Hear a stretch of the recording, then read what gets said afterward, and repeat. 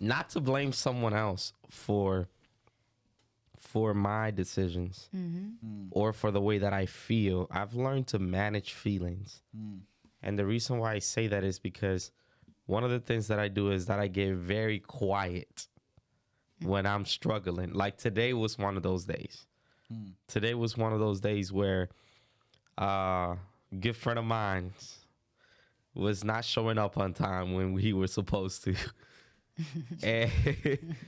and disappearing and not being responsible and just taking too long to get things done. And I really had to minister myself. And I think that answers your question.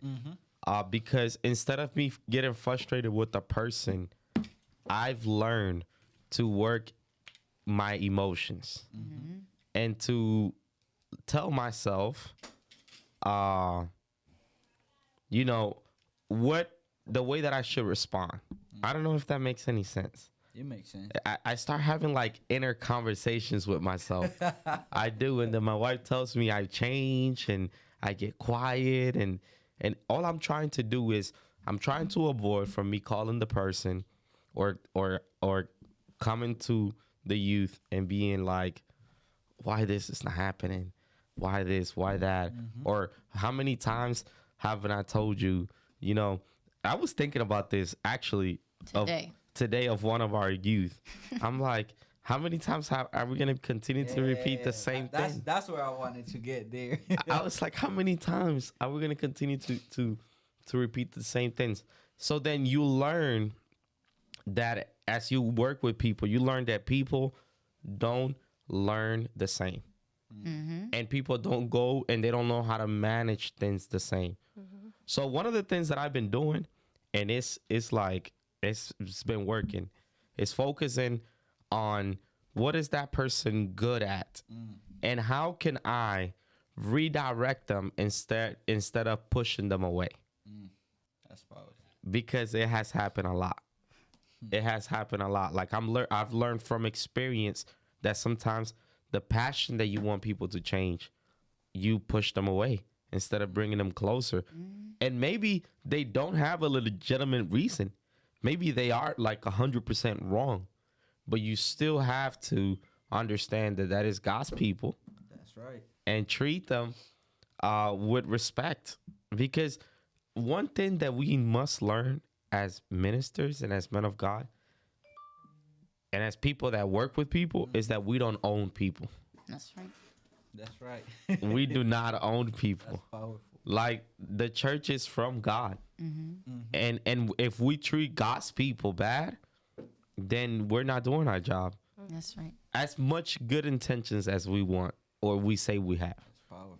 And I want to add something to that because based in the verse that we have about making disciples, go and make disciples, is this thing that if you are not giving a good example as a teacher, then you're going to multiply that in your disciples and you're not going to notice that it was you who planted the seed. That seed is actually growing in there and is multiplying because of something that you did that maybe you didn't even notice that person learned it from you. So being careful in what we do, what we say, how we act, all these things make us be like, well, we got to see where it came from. We got to analyze, why are they acting like this?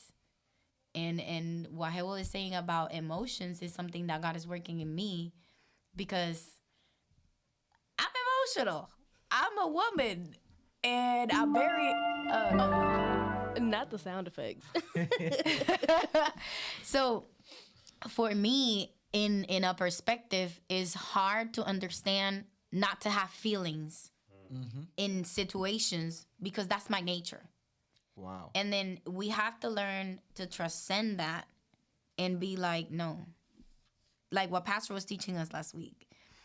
There's a body, there's a soul, and then there's a spirit, and you need to learn how to separate all those things and be able to see things through the lens of the spirit and not your soul, because your soul is going to make you see it through emotion. Can I redirect something that you said? Yeah. You said not to show your feelings? Is that what you said? Yeah. You sure? Mm-hmm. Okay. It's not that it's not that you don't show. Are you sure that's what you said? Yeah, that's what I said. That's what she said. Okay. Okay. I wouldn't say it's hard. It's hard for you to fake what you feel inside.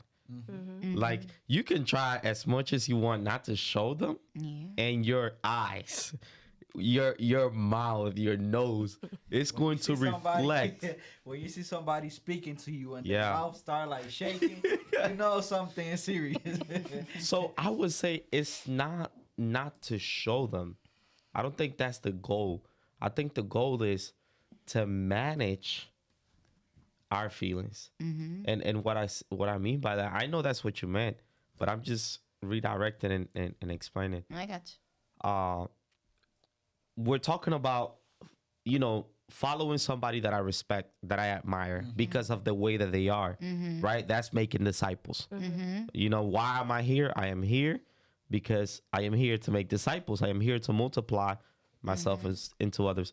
And then Jason said, how can we help, or how do we feel when we have people that continue to make the same mistakes and we're like constantly repeating ourselves? So you said, don't show your feelings. And I understand the context of what you meant. I mean, I didn't say not to show, but I said in my case, because I'm so emotional, I have to learn how to not. Because I can show my feelings to a certain extent, but not show the wholeness of what I'm feeling inside. You know what I mean? I got So you. you can still have feelings, but see through the lens of the spirit. See? I get what you're saying. Yeah. And the only reason why I want to add to that is because it's hard to fake Yeah. what your essence of who you are. That's why I say you have to manage them. Because when you manage it and you learn how to deal with it, you might not be at your 100%, but you can still have a conversation with that person. And it's like Jason said, if your feelings are very strong and you're super frustrated and you're dealing with people, you're not going to control yourself. Like that person is going to, you can tell them, hey, good morning, God bless you, like Kathleen does. And she hides behind this, hey, God bless you. And nobody knows what's going on. But if you spend enough time with her and you get to know her, you already know that not every day it's a hello, God bless you. She's going to say the same thing every day, but she don't feel the same way every day. And you know something that is admiring to me is that you have somebody that is teaching you and you're learning from them. And like it's like the pastors, then we got the youth pastors, then we got leaders, and every single person is learning something. And it's so powerful because these same people that make the mistakes and they see that you're there, you're trying to help them, those same people later on when they become leaders and now they gotta go out and make disciples, they are the same that are gonna have mercy on the other ones because somebody had mercy and took care of them. Yeah, that's how it works. Powerful. That's how it works. I remember at the beginning, when I met Howell, that he was giving me his testimony, and he was telling me of how Pastor had mercy on him, and how in the midst of being in sin, Pastor kept him in the altar. And I was like, nah, bro.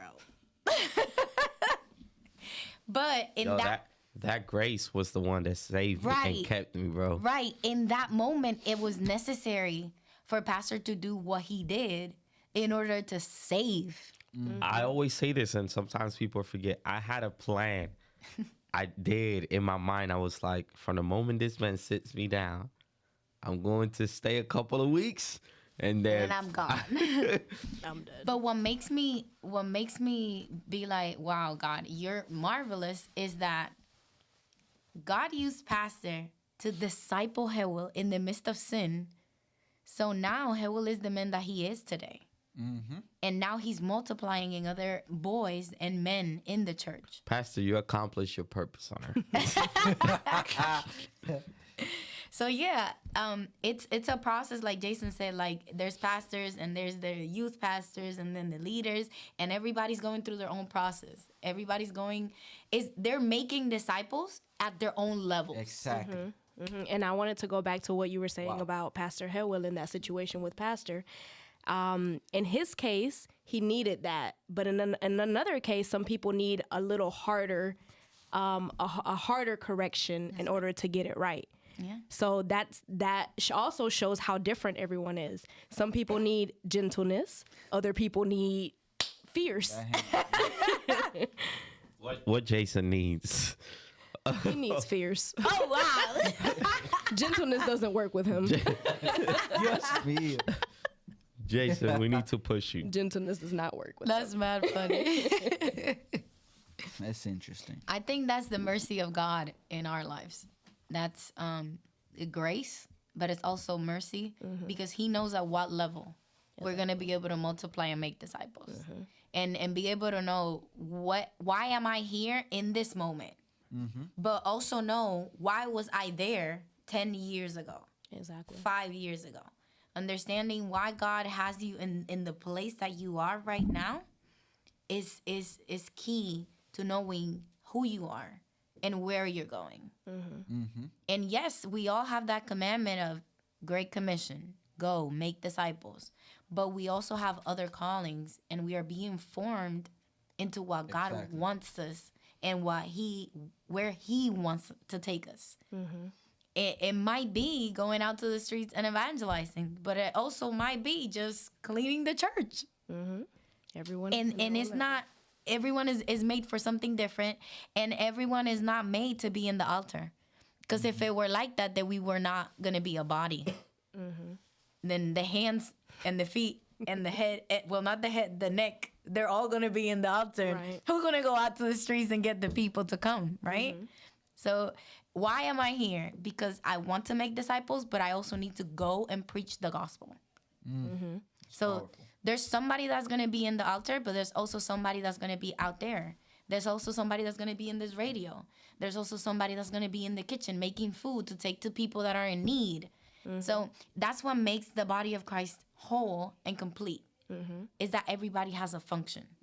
So find where you're supposed to be, right? I think that that word, go and make disciples, is one of the things that the church struggles the most with, the church in general, because sometimes we get into this mindset that we just receiving word, and we want to preach in the church, and we want to serve in the church, but we're not doing nothing outside. We're not going out to get the people. That's right.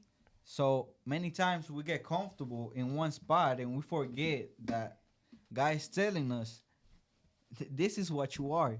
You are a person that has a calling, that has a purpose, and like you said, the great commandment, go and make disciples. You know? Because... Go ahead. I thought you were done. Because the same way that when we was in the world, we never picture ourselves in God. I would have never thought I was going to be here. But now I'm here. And many times I look at somebody outside and I'm like, nah, that's impossible. God can't do it with that guy. But he did it with me. Right. You get what I'm saying? Go ahead. Okay. I want to say two things. First, piggybacking off of what you said, 7-4. The other thing... Wow, he was so ready. That was good on time. That was on time. So the first thing that I remember, I forgot what I was going to say, but I remember I wanted to also bring up how different people have different testimonies, how different people experience different things in life. And it's amazing to me how some people have it harder than other people. But I think the people that have it harder and that can find, I guess, their way with God, they can find a way to, I guess, remember, of course, we always have to remember everything that we go through, but there's some people that are they just go through harder things. And when you think about their testimony, you're like, wow, like everything that you've gone through and you're in the same path that I'm in, it took more for you than it took for me. But you're here, and we're all together. We're all fighting the same fight. And it's just amazing to me how different people, like I said, different people have different testimonies, different things that they've experienced, but we're all coming together and forming that body. So that's a thought that I wanted to say. I forgot what I was going to say after you, but One of the things that when I was reading the verse came to me was one of the things that I noticed in camp was I asked a question and I said, close your eyes when I was doing the workshop. And I said, lift up your hand if you don't know what's your calling. And I was surprised. There were a lot of hands that I thought that they knew. But because they had their eyes closed, they were trusting that no one was looking. And they were able to feel free and say, hey, I don't know. But in the midst of not knowing today, I can tell you, you don't know the specific calling of if you're going to be a pastor, if you're going to be an evangelist, if you're going to be a missionary, if you're going to be whatever. But you do know that the greatest calling and the reason why you were created was to multiply and to make disciples. So while you wait in that time of knowing, am I going to be a pastor? Am I going to be a worshiper? What am I going to do? Know that in this moment, it's time for you to be here as preaching the gospel, as talking to people and making disciples. Because one thing is to preach the gospel, and that's something that we learned last week. We were talking about that when I was preaching, and I was saying we gain the person, but we need to consolidate that person, and then we need to disciple that person. And after that, then we send them to multiply and to make more disciples. So there's a process. Now that you're in the midst of, oh, all right, I'm consolidated, let me be discipled, so now I can disciple others. So that's why I think we are here. Listen, I've been practicing this more than ever. I can testify that I've been working on making disciples, like intentionally doing this at work, everywhere that I go. You know what happens is that a lot of the times we're so focused sometimes on our situations and our lives and the things that we have going on that we miss the purpose of life. Jason said last 2 weeks, right? 2 weeks. Yeah, 2 weeks ago, he said, we are here to serve. He said, we are here to serve. And I was telling him an experience that I had with an employee that I did something. And to me, like, it meant the world because I noticed that what I did affected that person. Wow. And she needed to hear those words and she needed to be prayed for. And she was crying. And I was like, wow, Lord, thank you because I can be useful. And I remember I was so happy. This is what happens. And somebody told me this, a coworker told me this. She said, the reason why our generation don't find motivation is because they don't understand that their creation is designed to serve. So when they don't serve, they don't feel purpose. So they don't know what to do because they don't do nothing. Exactly. Wow. See, and it's when you do something that you then find your assignment. That's right. As your servant, and you start feeling useful. Yes. And that's something that the enemy has tried to do with this generation, is try to make them feel useless. And it's crazy how many people around us feel useless. And we are that voice. Like, we don't have to wait, like you said earlier, for a time for us to preach in a pulpit or to be in this Unplugged to tell somebody, hey, listen, that little thing that you did made my day. Like, sometimes people just need to hear that the things that they do actually make a difference. That's right. And that's what I was telling my coworker. I was like, she was going through a frustration moment. And I said, I was like, thank you for what you do, because you do it best and you do it very well. And because of that reason, I wanna make sure that you understand that. And I did something at work that it meant a lot to her, because we just need to find those areas where people need things that we can provide help for them. That's right. That's powerful. And that's the solution. That's the real reason of our assistance.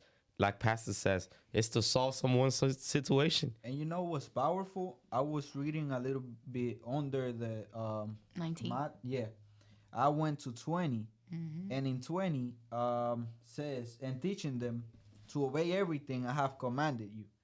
But after that is the most powerful. Listen to this. It says, and surely I am with you always to the very end of the age. Yeah. This is an assignment that we're not alone. Yeah. And I am with you. We are not alone. So listen, we're almost it's almost time for us to go. Let's make sure that we greet everybody there that is watching this. Nilda's there. Nilda, I don't know if that's you screaming over there, but I hear lots of noise. And Juan. God bless you, Juan. Thank you for being there connected. We need to bring our youth to the program. They need to find themselves useful. Yes. I think we're gonna make some changes. We are. Changes are always. Look at that man Gabriel. He there. Ananias. Okay. Boy, We see you. oh, varón, la sierva. Oh, Lord. Juan está ahí prendido también. Yes, Juan. God bless. Thank you guys for being there connected. Let us know there in the chat, guys. Where have you found yourself useful, and how? You know, touching that camera. A lot of those guys that come in our church, and they work on those cameras. Like you have to understand. Some of them, like I feel like that has changed Zach's life. Yeah. Because he doesn't come here anymore right. just to play. He comes with a purpose. You see that? He has an assignment. By the way, y'all, Zach is the one controlling the cameras at this moment. There you go. Pero aplauso. Hold up. That's a non-paid. Promotion. Okay. That's a non-paid promotion right there. Yes. Everybody else that's been in media, watch out. He's coming for y'all. Right. Zach. I was gonna call you Isaac. I don't know why. Zach, you know how many people's lives are transformed every time that you moving that camera right to left, listening to instructions. That's right. People are being ministered literally in their house, and they can't be here. And just because you are doing that job, that's making a difference. That's changing someone's life. It's taking God's message to go. We don't do this for the show. We're not getting a check from YouTube. You see what I'm saying? You're not getting paid for this. Okay. Sorry. Physically, right? You're not literally getting like a certain amount of money. But your service without any condition is showing you, and it's going to allow you to understand your calling. That's And you know what's crazy in the Bible? It says that even by you coming to the house of God and turning on and off the light, you will have a reward. So That's right. tonight before I leave, I'm gonna be flicking the light. Oh my God. What? Jason Pastor's gonna be turning all the lights on and turning them off. Exactly. I cannot. Varos, necesitamos eso. Aleluya. A las 8 los domingos en la mañana. Wow, a las 8. Aleluya. Alrighty, so we hope that you guys learned something today. We are here to make disciples. Find purpose. You will find purpose in service. Don't only make disciples by your words, but be an example Action. and control your emotions so that others will like to look up to you. And while you do it, God is gonna be with you. Till the end. Period. Oh my God. My cell phone ringtone. All right, guys. So God bless you all. Thank you for being there connected with us. We will see you all next week. You want to know what I want to do? We will see them next week. Next week? Will? Okay. Maybe? Okay. Possibly. You want to know what I want to do? I want us to talk about Jesus and his assignment, his purpose. Why was he here? Let's talk about it. Why did he exist? How did he go about what was his assignment? Mm-hmm. And I'm pretty sure that he understood that. Oh yeah. Yo, I gotta let y'all go because oh my God. My voice. God bless you. Thank you for being there connected.